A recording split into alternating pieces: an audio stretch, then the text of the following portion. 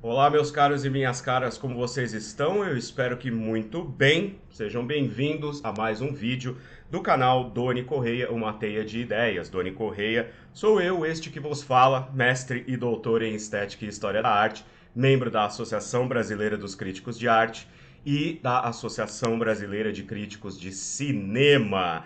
Antes de mais nada, eu já queria pedir para vocês deixarem o like aqui nesse vídeo, assinarem o canal se já não são inscritos, inscrevam-se, compartilhem muito esse vídeo, deixem alguns comentários aí embaixo para a gente ir treinando o algoritmo, não é? E convido vocês também a olharem o meu Instagram, onde eu estou divulgando o projeto para 2022 que se chama Etiqueta Acadêmica. Aqui no canal nós temos alguns vídeos e teremos ainda outros a respeito da vida acadêmica, e eu desenvolvi um programa para vocês que desejam agora em 2022, 2023 entrarem num programa de pós-graduação, seja ele a especialização, ou seja, lato sensu ou stricto sensu, mestrado, doutorado, pós-doutorado. Se vocês estão perdidos, não sabem por onde começar, vem falar comigo, vem comigo que você passa de ano. Eu vou ter o maior prazer em tutorá-los para chegarem até o título que vocês almejam. Também eu deixo aqui embaixo os links para que vocês nos apoiem, para que vocês apoiem essa iniciativa do canal de discutir arte, cinema e as ideias transdisciplinares, humanísticas, não é? Também tem o grupo do Telegram para você poder entrar em contato com essa comunidade que vai expandindo e criando uma grande teia de ideias. Tá tudo aí embaixo para que você possa fazer parte desse universo junto comigo e será um prazer. Gente, hoje eu quero trazer aqui um tema relacionado a cinema que já me intriga há bastante tempo, que é a questão da tecnologia 3D, né? A tecnologia em três dimensões, que já foi usado no cinema algumas vezes, vez por outra aparece, desaparece, mas parece que nunca se torna algo plenamente incorporado à linguagem cinematográfica, não é?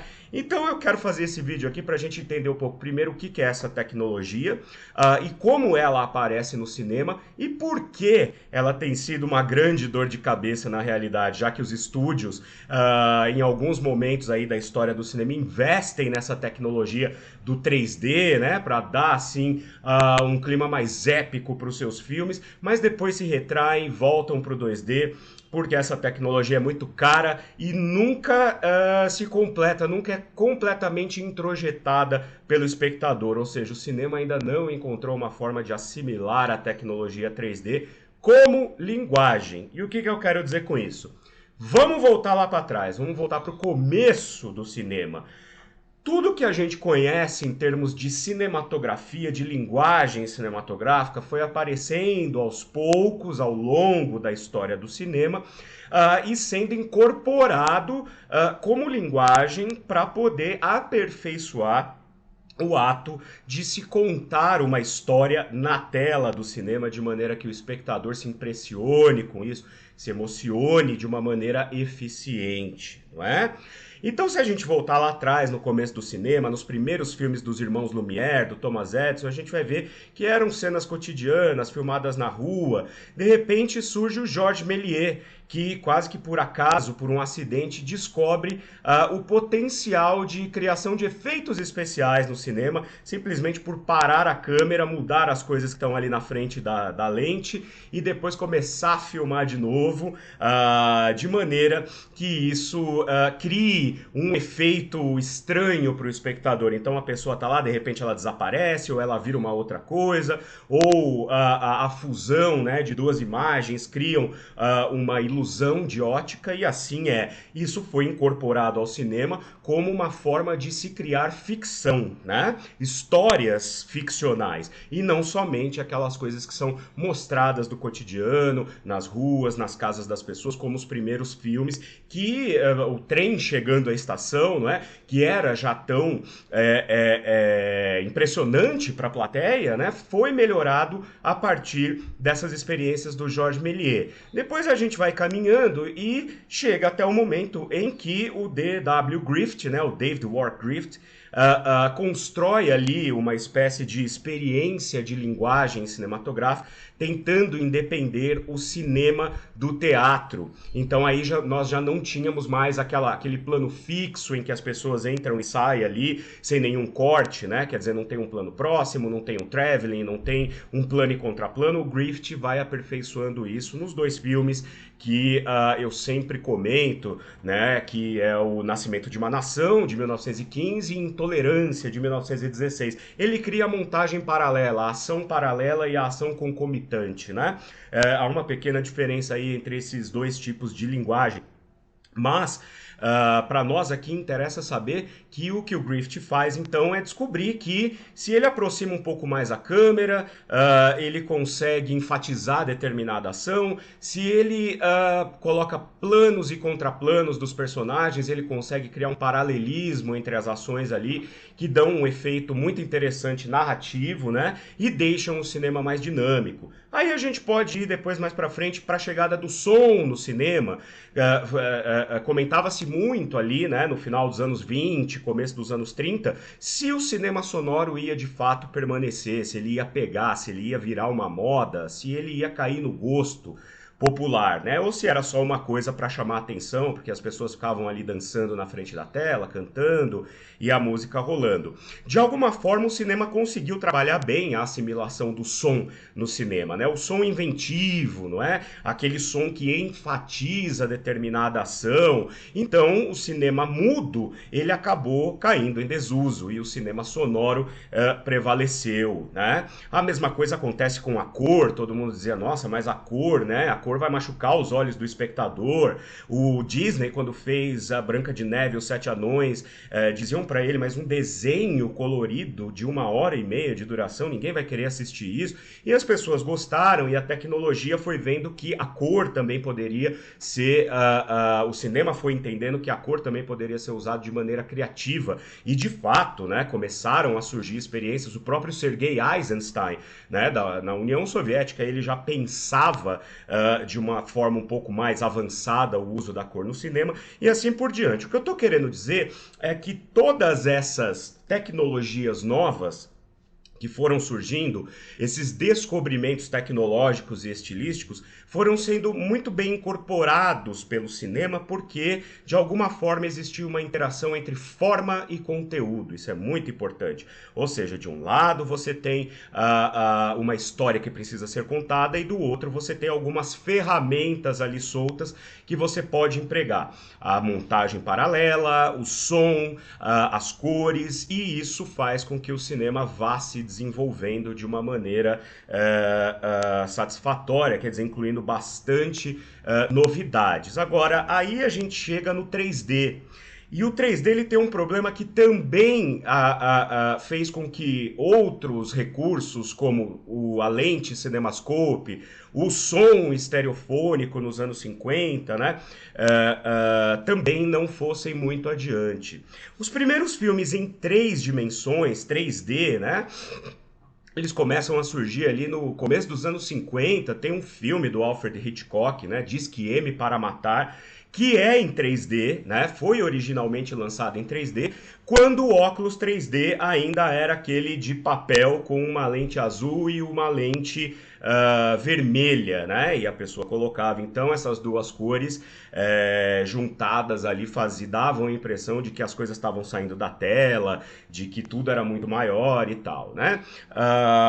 Então isso era na verdade uma novidade ali nos anos 50 para fazer frente à televisão, assim como o CinemaScope, assim como o som estereofônico, assim como os épicos bíblicos, filmes que você só poderia ver no cinema. E, portanto, essa tecnologia do 3D vem para resgatar um público que já estava preferindo ficar em casa vendo coisas na televisão, né? E isso acontece também no momento em que nós temos os cinemas drive-in. Então a juventude, né, a molecada ia lá para o cinema drive-in com a namorada, os amigos, e aí assistia a algum filme de ficção científica ou algum filme catástrofe, sempre com aquele óculos, né, de papel, com as duas lentes, uma azul, outra vermelha.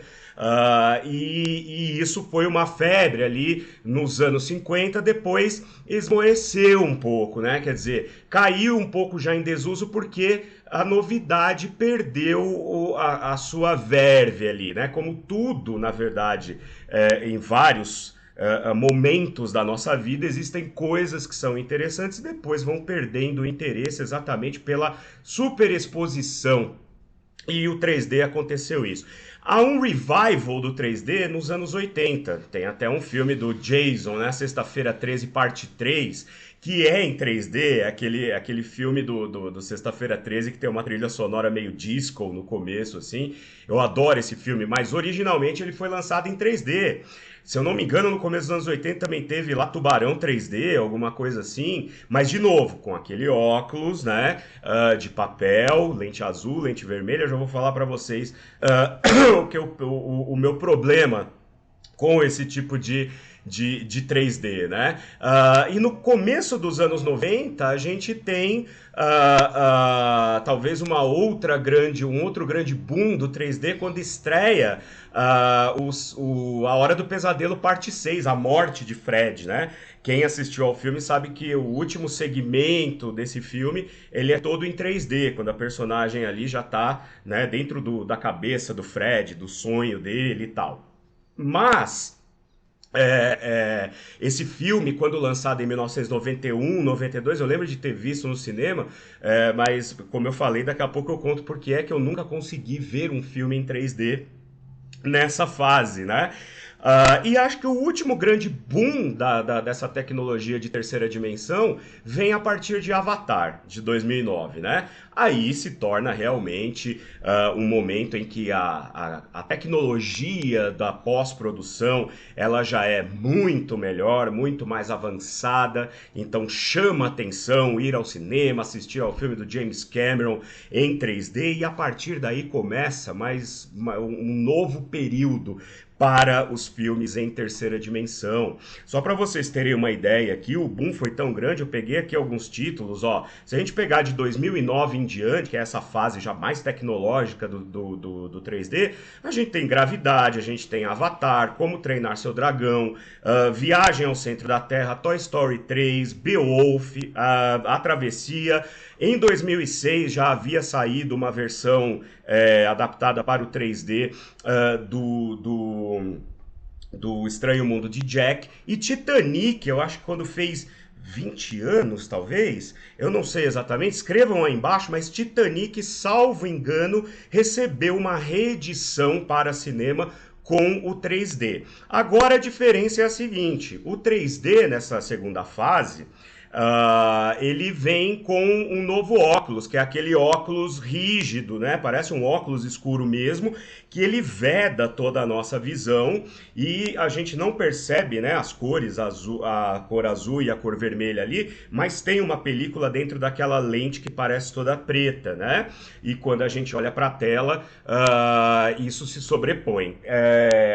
Primeiro eu quero falar dessa tecnologia que eu acho muito interessante como ela reaparece no final dos anos 2000, começo dos anos 2010. Mas eu, por exemplo, nunca consegui, eu tenho um problema físico, ocular de nascença, que sempre me impediu de ver o efeito 3D com aquele óculos azul e vermelho, como eu falei para vocês. Quando eu assisti ao filme da morte de Fred Krueger no cinema, eu lembro que todo mundo ficava lá gritando e pulando naquela sequência 3D, e eu mesmo fiquei ali com um óculos, né, sem conseguir ver o efeito 3D. Por quê? E também nessa época era muito comum, para a molecada da minha geração, uns livros chamados, acho que Olho Mágico, alguma coisa assim, não me lembro, que tinham imagens ali meio de ilusão de ótica, que teoricamente com um óculos daquele você conseguiria ver em 3 dimensões. Eu nunca consegui porque eu tenho uma limitação ocular de nascença. Eu tenho no olho esquerdo, além do estrabismo que salta à vista, fazendo trocadilho aí, eu tenho astigmatismo e hipermetropia. E no olho direito eu acabei desenvolvendo miopia. Por quê? Porque o cérebro de uma pessoa que tem algum tipo de problema em algum dos olhos tende a jogar a visão para o olho bom, né? Por isso que quando a gente é criança, a gente usa aquele tampão num dos olhos para exercitar o olho que tem problema, para o cérebro não acabar anulando esse olho que não é muito bom. Bom, o resultado é que eu acabei desenvolvendo miopia justamente porque o meu cérebro ele joga tudo para o olho direito. O que eu estou querendo dizer? Eu, assim como outras pessoas que têm astigmatismo, hipermetropia num olho ou miopia no outro, né? Teoricamente, o cérebro, um olho enxerga bem de longe, o outro enxerga bem de perto, e o cérebro fica meio maluco. O cérebro não junta as imagens do olho direito e do olho esquerdo como de uma pessoa saudável, né, que tem os dois olhos bons. Então eu nunca consegui enxergar com a sobreposição das duas imagens. Essa nova tecnologia que surge a partir do Avatar, esse óculos escuro que veda tudo, já foi muito melhor para mim, porque daí ele fecha, né, todo o campo de visão e aí, obviamente, o efeito 3D ele se torna ali mais vivo, não é? Então aí eu comecei a acompanhar, de fato, os filmes 3D que saíam, mas aí a gente cai no problema que eu queria contar para vocês, que eu venho falando desde o começo do vídeo, que é o problema de linguagem. Porque até o momento não se encontrou, na minha opinião, né, no que eu avalio em termos de linguagem cinematográfica, o cinema ainda não encontrou uma forma de incorporar o 3D à linguagem, assim como o som, assim como a cor, assim como os cortes e assim por diante. Por quê? Porque o 3D acaba funcionando como um mero acessório. Alguns diretores conseguiram realizar, sim, trabalhos interessantes. Por exemplo, se a gente pegar a invenção de Hugo Cabret, do Martin Scorsese, a gente vai ver que em alguns momentos a linguagem 3D ela é muito bem colocada ali no filme, até porque ele está contando uma história relacionada à vida do Georges Méliès. Então, isso também não deixa de ser uma espécie de conversa entre os efeitos especiais que o Méliès criou lá em 1896 e a tecnologia 3D de 2010. Outros diretores que tentaram, de alguma forma, criar, né, uma linguagem, quer dizer, enfatizar a linguagem por meio da tecnologia 3D. Eu posso citar aqui o Wim Wenders, que em 2011 faz o filme Pina, que é um filme de arte, né? Então, quer dizer, você tem o 3D para diversão, que são aqueles filmes comerciais, né, como eu acabei de mencionar aqui, e alguns diretores tentaram trazer isso para os filmes mais voltados para quem gosta de um cinema mais experimental, de um cinema que é menos narrativo e mais imagético e assim por diante. Então, Pina, que é um documentário, um ensaio, na verdade, um documentário ensaístico do Wim Wenders sobre as coreografias da Pina Bausch. Ele recria essas coreografias de dança contemporânea, dança moderna, né? E traz ao filme a tecnologia do 3D. Muito interessante, de uma maneira mais discreta, de uma maneira um pouco mais sutil, muito bacana. E me lembro de ter visto também no cinema um outro filme chamado 3 vezes 3D, que é composto de 3 curtas-metragens, todos eles com a tecnologia do 3D, sendo um do Edgar Pera, que é um diretor português, Jean-Luc Godard e Peter Greenaway. O Godard, o Peter Greenaway e o Edgar, todos eles, né, muito envolvidos aí em pesquisa da linguagem cinematográfica, e o filme é muito interessante. Agora, por que não dá certo? Porque esses filmes eles só podem ser vistos em 3D na sala de cinema. Você não vai usar isso, por exemplo, nas tecnologias como streaming dentro da sua casa. Há um tempo atrás foi lançado a TV em 3D, que você tinha que ter um óculos também, até onde eu sei não foi para frente, e cada vez menos as pessoas vão às salas de cinema e cada vez mais consomem no computador, no tablet, no celular e na TV de casa. Em segundo lugar, como eu falei, o efeito 3D acaba se tornando mera perfumaria para impressionar, para dar aquele plus, né, para trazer um algo a mais para quem está ali para a diversão do filme. Ou seja, não existe ligação entre aquela coisa dos objetos e das pessoas saindo da tela com a história propriamente dita. Tanto que se você suprime o 3D, a história ainda acontece e você ainda é capaz de compreender o filme e curtir o filme. Por exemplo, Jogos Mortais, uma franquia que eu gosto muito, não é? Em 2010 sai um Jogos Mortais 3D, né? Que eu acabei assistindo no 2D e dá para ver direitinho os momentos em que as cenas elas são em 3D, porque de repente alguém joga um machado e o machado vem em direção à câmera. Você fala, ah, aqui se eu tivesse com óculos 3D, eu veria esse machado vindo até mim. Mas só isso, entendeu? Sem o 3D, com o 2D, eu consegui assistir e não fez diferença alguma no entendimento do filme. Então eu acho que o grande problema do 3D é que ainda não foi resolvida a questão de linguagem.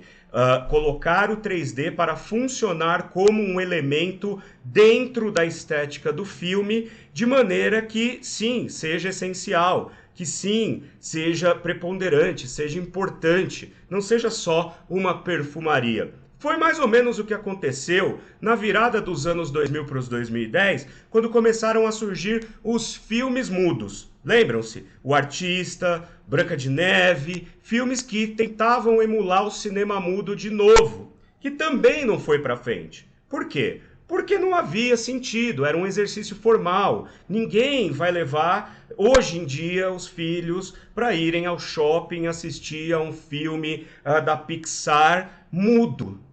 Ou sem diálogos, né? Quer dizer, só com filme. Por quê? Porque isso é um preciosismo que ficou lá no passado e que quem pesquisa cinema gosta de ver filmes mudos, gosta de ver como é que o filme era feito nos anos 20, mas se você traz isso para os anos 2010, ele não tem mais muito sentido a não ser o próprio exercício formal, né? O que eu quero dizer é que a linguagem fica perdida aí no meio. O mesmo acontece com o 3D. Eu não sei exatamente o que vai ser do cinema 3D daqui para frente, se vai haver um novo revival, vocês podem ver que já acabou meio que isso, né? Não se vê mais, versão 2D, versão 3D. Por quê? Porque é muito caro fazer um filme em 3D. E se você não tem a recuperação disso na bilheteria, se é uma coisa assim meio que sazonal, acontece de vez em quando, os estúdios não vão investir nisso. Eu acho que o 3D, se ele for plenamente assimilado um dia pelo cinema, vai ser num outro contexto. E a gente precisa também entender que o cinema, apesar dele ser uma fábula, quer dizer, a sala escura, né? Nós somos, então, privados dos outros sentidos, né? Para ficarmos atentos ali à tela e prestando atenção naquela história e nos entregando aquela história como se aquela história estivesse de fato acontecendo ali, um processo psicológico do cinema. A gente tem que voltar nos teóricos lá de trás que já escreveram sobre isso. A gente vai ver que até para essa entrega existe um limite, né? Quer dizer, o espectador também não quer muito ser induzido artificialmente a se entregar a uma história sabendo que isto está acontecendo. Nós nos entregamos ao filme porque a história é boa, é emocionante, é triste, é alegre, é cômica, mas existe um limite entre a tela e o espectador que faz inclusive com que o cinema 4D, né, que é aquela coisa de ter cheiro, de a cadeira tremer e tal, ser algo da ordem, né, da dimensão de uma Disney World, por exemplo, de um parque de diversões, não da experiência cinematográfica. E, por enquanto, é aí que eu vejo este espaço para o 3D. É algo interessante, é algo que mostra até onde a tecnologia pode chegar, mas em termos de linguagem ainda está devendo. Tá bom, gente? Eu espero que vocês tenham gostado. Deixem aqui embaixo os seus comentários, que filmes 3D vocês assistiram, o que vocês acharam, o que vocês acham da tecnologia 3D, além da dor de cabeça que dá depois que o filme acaba, né? Uma cefaleia danada, né? Muita gente reclama disso. E convido vocês novamente para compartilharem esse vídeo, inscreverem-se no canal se já não forem inscritos, deixem o seu joinha, ativem o sininho, deem um pulo no meu Instagram e conheçam a minha etiqueta acadêmica. Nos vemos no próximo vídeo. Tchau, tchau!